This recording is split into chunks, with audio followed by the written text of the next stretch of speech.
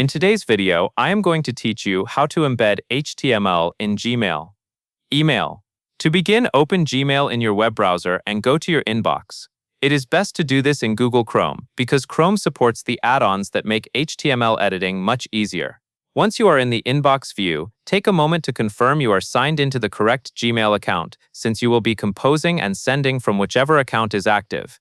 Next, click the Compose button. This opens a new message window where you would normally type a plain email. Gmail does not include a built-in feature that lets you paste raw HTML and have it render automatically, so the goal here is to use an HTML insertion tool that adds a dedicated control inside this Compose window.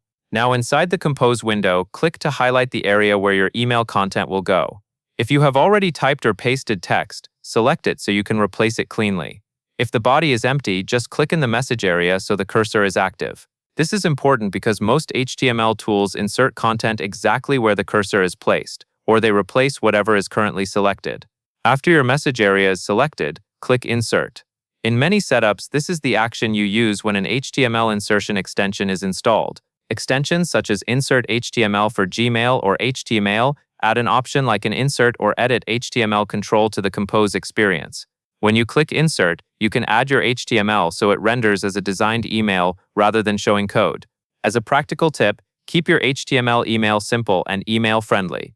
Use inline CSS for styling, since many email clients strip out advanced styles. Also, if your HTML includes images, make sure those images are hosted publicly on the web, because images stored only on your computer will not display for recipients unless they are uploaded and accessible. Once the HTML is inserted and you see it rendering in the Compose window, you can continue like a normal Gmail message by adding a subject and recipient, then sending when you are ready. That covers everything you need to know, and that is all there is to it.